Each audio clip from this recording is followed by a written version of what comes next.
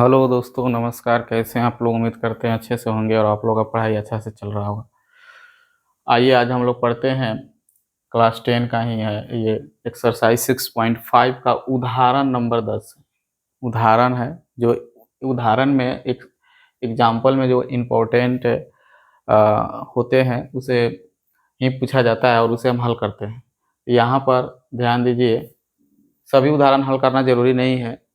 जो एग्जाम अभी उसे होता है इम्पोर्टेंट, उसे अ, देखा जाता है। देखिए ये क्वेश्चन क्या है कि आकृति में ए सी बी 90 बराबर 90 डिग्री है, तो सी डी लंब ए बी है। तो सिद्ध कीजिए कि बी सी स्क्वायर बटा ए सी स्क्वायर बराबर बी डी बटा ए डी। ये आकृति से दे रखा हुआ है। तो यहाँ पर अब जो दिया है उसे हम लोग लिखेंगे। दिया क्या है कि ए सी बी 90 डिग्री है, ए सी बी ये पूरा 90 डिग्री, बड़े त्रिभुज की बात कर रही है। और सिद्ध कीजिए कि एक सी डी लंब ए बी भी दिया हुआ है। ये सी डी लंब जो है ए बी पर डाला हुआ है, ये भी 90 डिग्री, इधर से भी 90 डिग्री बन रहा है। तीन तीन त्रिभुज इसमें 90 डिग्री का हो गया, एक ये और एक ये और एक पूरा बड़ा। ठीक है,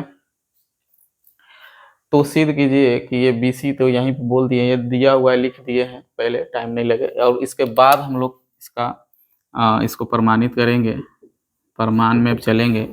तो प्रमाण में क्या करेंगे, पाइथागोरस आप देखे ही होंगे। उससे हम उसी तरह, अगर पाइथागोरस प्रमेय नहीं देखें तो आप जा करके देख लीजिएगा, इस क्लास के बाद सब वीडियो डाला हुआ है। तो इसमें हम क्या करेंगे कि इस त्रिभुज को लेंगे और बड़े वाला त्रिभुज को लेंगे, ठीक है, और इसे समरूप करेंगे। फिर इसी तरह से इस त्रिभुज को लेंगे और इस बड़े त्रिभुज उसको समरूप करेंगे और उनके संगत भुजाओं को अनुपात बराबर करेंगे। तो यहाँ पर ध्यान दीजिए, लिखेंगे त्रिभुज ए डी सी, त्रिभुज ए डी सी तथा त्रिभुज ए सी बी, ए सी बी में, ठीक है। इस दोनों में देखेंगे क्या कौन सा कोण बराबर आ रहा है, उसको लिखेंगे। दो कोण कम से कम बराबर होना चाहिए। ए डी सी और ए सी बी, ये दोनों में ए आ रहा है। दोनों में आप देखेंगे तो ए कॉमन है, दोनों में क्या है, ए कॉमन है। तो लिखेंगे ए बराबर ए उभयनिष्ठ, उभयनिष्ठ है, ठीक। चलिए, और दोनों में आपका एक में डी और एक में सी 90 डिग्री है, दोनों समकोण बना रहा है, डी भी सी भी। अतः कह सकते हैं आप कोण, कोण समरूपता कसौटी से ये त्रिभुज समरूप हो गए। लिखेंगे त्रिभुज एडीसी समरूप हो जाएंगे त्रिभुज एसीबी, ये दोनों समरूप हो गए। यहाँ पर बच्चों समझना क्या है कि अब ये दोनों समरूप हो गए तो इनका अनुपात याद करना है, भुजाओं का अनुपात। और वर्ग है तो ऑलरेडी अनुपात लेना ही पड़ेगा भुजाओं का, तब जा करके होगा। तो यहाँ दोनों को हम लोग क्या करेंगे, भुजाओं का अनुपात अब पकड़ेंगे संगत भुजा को। अब रही बात कि दोनों का संगत भुजा कौन है, यहाँ एडीसी है, एडीसी है और ये आपका एसीबी है। एक का 90 डिग्री नीचे है, एक का 90 डिग्री ऊपर है। तो इसमें किसको लेना है किसको नहीं लेना है, इसको भी ध्यान में रखना है।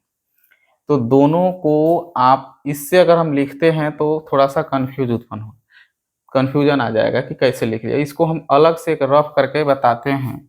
अगर उस तरह से आप करते हैं, पाइथागोरस में ट्रिक लग गया था, इसमें ट्रिक नहीं लगेगा। इसमें आपको वही पाइथागोरस हम बोले थे कि वो थोड़ा सा रफ करना, वही इसमें करना पड़ेगा। इसमें तो आपको क्या करना होगा कि इस आकृति को बनाना है। रफ कर रहे हैं फिर इसको मिटा देंगे, रफ कर रहे हैं, यहाँ पर समझना है। इस आकृति को हम बनाए, इसको बनाए हैं सी डी ए, इस आकृति को बनाए और इसका हम 90 डिग्री ले लिए, ठीक है, ये है 90 डिग्री। फिर अब हमको एसी भी बनाना है, तो इसी डायरेक्शन में बनाना है, तब जा करके आप संगत भुजा पकड़ सकते हैं। इसी डायरेक्शन में इसको भी बनाना है, क्योंकि वो भी 90 डिग्री है तो एक सीधी रेखा ही इस तरह से लंब होगा, ठीक है। तो इसमें ये 90 डिग्री लेना है, ठीक है। तो इसको 90 लेना है तो देखना है कि वहाँ क्या लिखाएगा। तो देखेंगे कि डी के बराबर सी है, यानी कि सी 90 डिग्री है बड़े के लिए, तो यहाँ पर सी देना होगा। फिर दूसरी बात कि यहाँ ए बराबर ए उभयनिष्ठ है, यानी ये इसका संगतिया ये है, ये तो ये हो जाएगा। ठीक है, इस तरह से पकड़ना है। बच गया जो यहाँ लिखा जाएगा बी। ठीक है, जो बच गया यहाँ लिखा गया। एक बार और समझिए, आपको एक सीधा पकड़ लेना है, त्रिभुज लिख देना है, और क्या है कि इसमें D90 है, तो इसमें देखेंगे कि D किसके बराबर है, तो C के, तो इसमें C90 है, तो इसके डायरेक्शन में ये हो गया। फिर ए उभयनिष्ठ है, तो ए अगर यहाँ है तो ए यहाँ हो जाएगा, दोनों उभयनिष्ठ है। ठीक है, फिर उसके बाद में सी यहाँ है, तो यहाँ बचा हुआ जो था बी, वह बी लिखा गया। ठीक है, एक बात और विशेष ध्यान देना है कि इसमें से जो ये तीन भुजाएं हैं, इसमें कौन सी भुजाओं का अनुपात नहीं लेना है। तो जो सिद्ध करना है उसी में देखना है। तो सिद्ध करना है, इसमें आपका कहीं भी सी डी नहीं आ रहा है। आप देखेंगे तो इसमें सी डी नहीं आ रहा है, यानी कि इसमें सी डी नहीं लेना है, लंब को नहीं लेना है, यानी कि इसको नहीं लेना है, तो इसका संगतिया को भी नहीं लेना होगा। ठीक है, इसके संगतिया को भी नहीं लेना होगा। तो अब उसको ना लेकर के अब इस जो बच गया इसको लेना है, तब इसको ले लीजिए।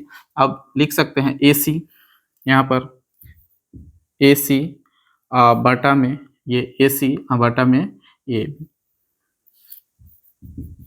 बराबर ए डी बटा में ए सी, इसका ले सकते हैं। ठीक है, ये ए डी बटा ए सी कर सकते हैं। अब इसको तीरा भाई गुना कर दीजिए। अब इसको तीरा भाई गुना कीजिएगा तो ए सी से ए सी में कीजिएगा तो आ जाएगा ए सी का वर्ग बराबर ए, इसको गुना कीजिएगा तो ए बी गुने ए डी आ जाएगा। समीकरण 1 हो गया। फाइनली ये आया। अब समीकरण 1 आ गया। अब क्या करेंगे, इसी प्रकार हम लोग चलेंगे, इसी प्रकार से हम लोग अब चलेंगे त्रिभुज इस वाला में, छोटा वाला इस और फिर बड़ा वाला। तो इसको लिखने के लिए आप लिखिएगा बी डी सी, लिखेंगे त्रिभुज बी डी सी तथा त्रिभुज ए सी बी में अब इसको समरूप करना है। अब इस दोनों को समरूप करने के लिए भी वही मेथड देखेंगे, दो कोण बराबर, तो दोनों में कॉमन कोण बी आ रहा है, तो लिख लेंगे कोण बी बराबर कोण बी, ये उभयनिष्ठ है। ठीक है, चलिए इसके बाद एक और कोण बराबर कीजिए, तो दोनों में 90 डिग्री, डी बराबर सी, दोनों में 90 डिग्री आ रहा है, एक ये हो गया। अतः हम कह सकते हैं कौन कौन समरूपता से, कौन समरूपता से त्रिभुज बी डी सी समरूप हो जाएंगे त्रिभुज ए सी बी। ये दोनों समरूप हो गए। अब इनके भी संगत भुजाओं का अनुपात लेना होगा, तो इनके संगत भुजाओं का अनुपात लेने के लिए भी इसी प्रकार से फिर हम रफ करेंगे। तो इसको अब हटा देते हैं, ध्यान दीजिएगा। ये देखिए, ये त्रिभुज इस तरह से डायरेक्शन में, तो इस तरह से ले लेते हैं। ठीक है, इसको हम लिए हैं, छोटा वाला को लीजिएगा, ऊपर सी है, नीचे डी है और इधर बी है। और इसी डायरेक्शन में आपको ले लेना है बड़े वाला त्रिभुज को। तो यहाँ पर उसका मान लिखने के, कोण लिखने से पहले यहाँ ध्यान देना होगा कि b बराबर b है, d बराबर c, यानी कि ये 90 डिग्री है, सीधा डाले हैं ये 90 डिग्री है, तो यहाँ 90 डिग्री इसका d है, तो इसका क्या होना चाहिए, c होना चाहिए, तो इधर वाला का c हो गया।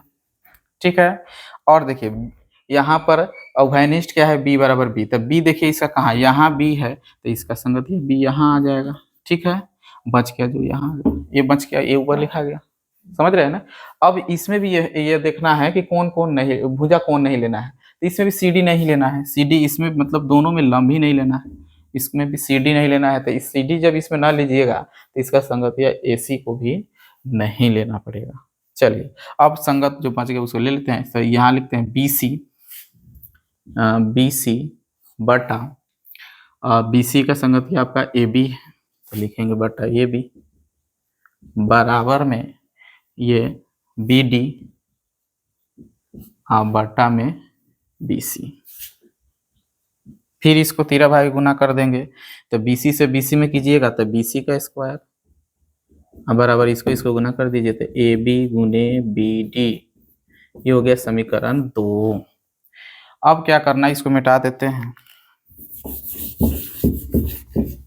अब क्या करना है कि समीकरण 8 है। यहाँ ध्यान देना है कि जो सिद्ध करना है उसको तो ध्यान में रखते हुए चलना है। अगर उसको ध्यान में नहीं रखते हैं तो सिद्ध करते कहाँ तक चले जाएंगे मालूम नहीं।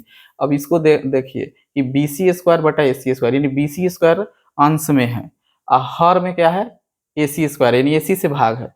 तो ये ए सी आपका समीकरण 1 में आ रहा है, तो इससे भाग देना है समीकरण 2 में। तो लिखेंगे समीकरण 1 से समीकरण 2 में भाग देने पर लिखेंगे समीकरण 1 भाग समीकरण 2 करने पर कर देते हैं भाग। समीकरण 1 से समीकरण 2 में, समीकरण 1 से समीकरण 1 भाग नहीं समीकरण 2 भाग ना, समीकरण 2 में भाग देना है समीकरण 1 से। यहाँ ध्यान दीजिएगा कि समीकरण आपका 1 है ए सी, तो ए सी नीचे है ना, तो इससे भाग देना है 2 में, यानी समीकरण 2 से क्या है ना भाग देना है समीकरण 2 भाग समीकरण 1। ठीक है, समीकरण 2 भाग समीकरण 1। ठीक है, या इसको भाषा में इस तरह से लिख सकते थे जैसे हम पहले लिखे थे कि समीकरण 1 से समीकरण 2 में भाग देने पर। इस तरह से हम लिखना चाह रहे थे, समीकरण 1 से समीकरण 2 में भाग देने पर, या इस तरह लिख सकते हैं समीकरण 2 भाग समीकरण 1। ठीक है, चलिए दोनों तरह से किस तरह लिख सकते हैं। तो हम लिखते हैं यहाँ पर पहले समीकरण 2 को लिखना पड़ेगा। कहाँ है समीकरण बी सी, यहाँ पकड़ेंगे इसको बी सी का वर्ग, अब भागा दे दीजिए इसको कितना से, तो यहाँ समीकरण 1 पकड़िए ए सी का वर्ग बराबर, फिर इसका लिख लीजिए ए बी गुने बी डी, ए बी गुने बी डी बट्टा इसका लिख लीजिए ए बी गुने ए डी, ए बी गुने ए डी, यहाँ ए बी कट जाएगा देख लीजिए, बी सी स्क्वायर बटा ए सी स्क्वायर और ऊपर बच गया बी डी बटा ए डी। यही लाना था, यही लाना था, जो देख लीजिए यहाँ पर है, हो गया प्रूफ। बहुत अच्छा, देख लीजिए।